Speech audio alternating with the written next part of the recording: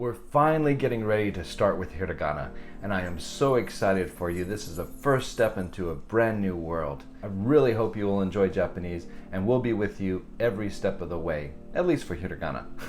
If you have any questions, just put a comment below and we'll respond as quickly as we can. Or if you have a more personal question or about who we are, what we're doing, you can email me at clay@thejapanshop.com and I will get back to you as soon as possible. Now, these 5 vowel sounds, a, I, U, E, O, are the backbone of everything else that is to follow. So be sure to learn these sounds well. But before we get started, I just want to give a brief outline of the steps for each lesson. At the beginning of each lesson, I'll give a video with an introduction to those usually five characters, and I'll let you know if there are any pitfalls, anything that might be confusing, or something that might hinder you down the road. Then there will be a series of videos for each of the kana of a close-up on a native speaker's mouth.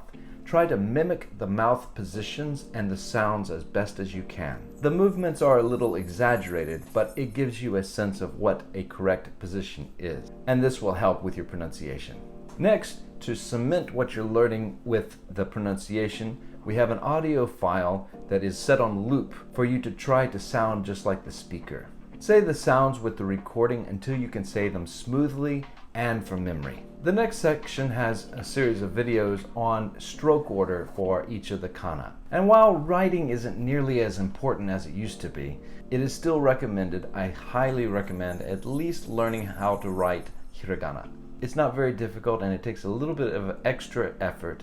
Plus, you'll be the cool kid who could write Japanese characters. Following that, I will pop back again with another video giving some mnemonic stories that might help you. Now, while it's best for you to come up with your own personal mnemonic stories to help the memory stick, perhaps some of my stories will be helpful to you.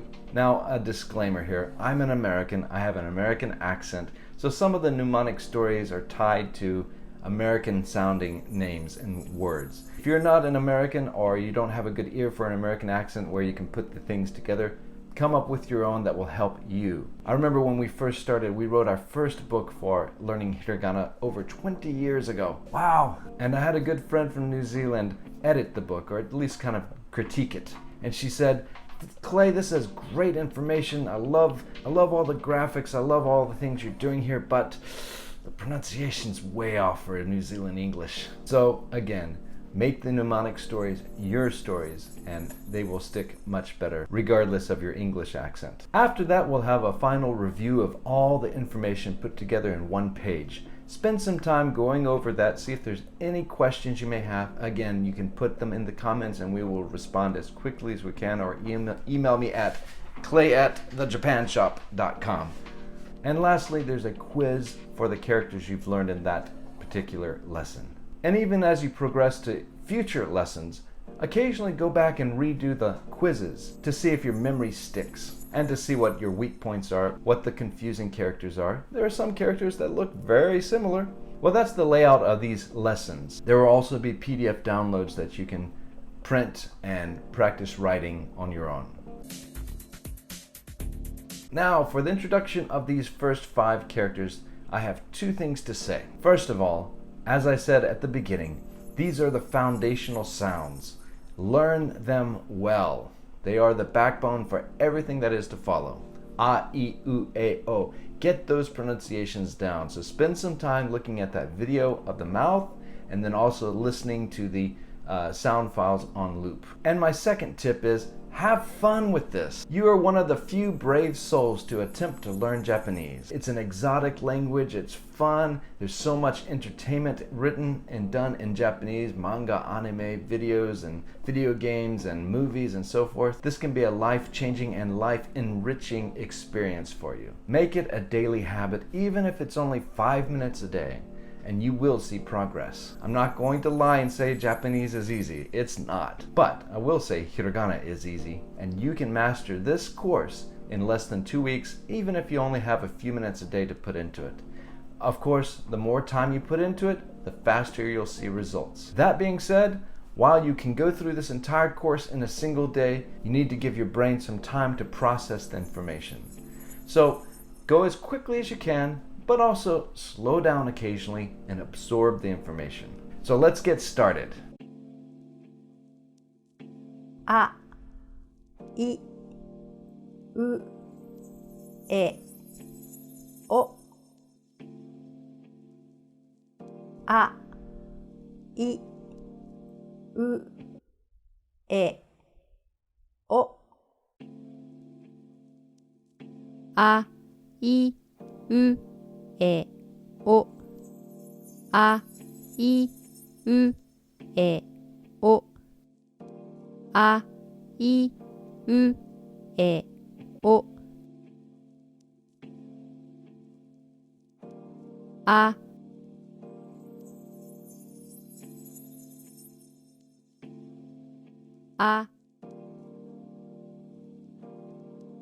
あいう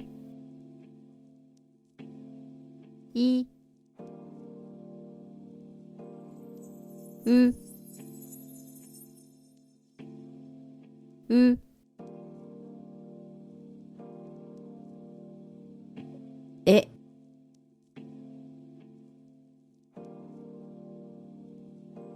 えお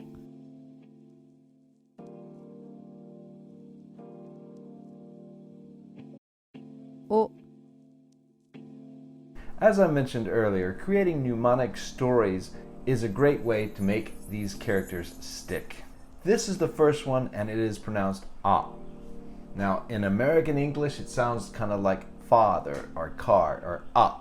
Any way that you can remember it. The trick is to associate the sound with some mental image in your mind. As you saw in the stroke order video, which I hope you paid attention to, if you're going to learn hiragana, you might as well learn the correct stroke order. But it starts off with a T, it looks like. So maybe somehow associate it with the letter T. And then there's this sideways 9, or maybe it's a lowercase g. Whatever it is that comes to your mind. To me, it looks like a cross with a number 9 that's slanted on it. Ah, that number 9 is going to a church. Okay, it's strange. But if you can mentally imagine a number 9 bowing humbly at a church, there you go. Ah, it's a number 9 going to church. And another thing, you can see a capital and slanted letter A and a lowercase letter a for ah. Come up with anything that will help you. Make it personal, make it embarrassing, make it funny, and it will stick better. But again, the trick is to associate the sound with some mental image that sticks in your mind. And here we are with the second character, E. Let me make one note about romaji. Now, normally I do not recommend using romaji at all. It can become a crutch, and it will be detrimental for you as you progress in Japanese. There's a lot of beginner information and road signs and stuff in romaji, that's true, but when you get above beginner level, there's not much at all. Romaji really isn't used in Japanese. It's not Japanese. It's a representation using the alphabet. But for you to understand how romaji works, you need to understand that this character, E, is not the letter E. It is the letter I. But it is pronounced E. But it is pronounced like the letter E. So take note of the romaji is I here. Okay? So whenever you see I from now on, it is E. It represents this character, E. Now for the mnemonic story. I just look at this as two dangling arms, and I think, oh, it's a headless monster. Eek! He's coming to get me. That's all I've got for you. But if that doesn't help, come up with something else. Eek! It's a headless monster with dangling arms. Eek! Now this one, and the romaji is the letter U. It is pronounced U, like food. So I see this as an open mouth. Here's his squinting eyes. He's about to eat this juicy, really delicious burger or something, and it's food coming into his mouth. So he has an open mouth eating food. This is U. And one other thing, if you look at this sideways, it actually looks like a U. But remember, the pronunciation is not U, it is U.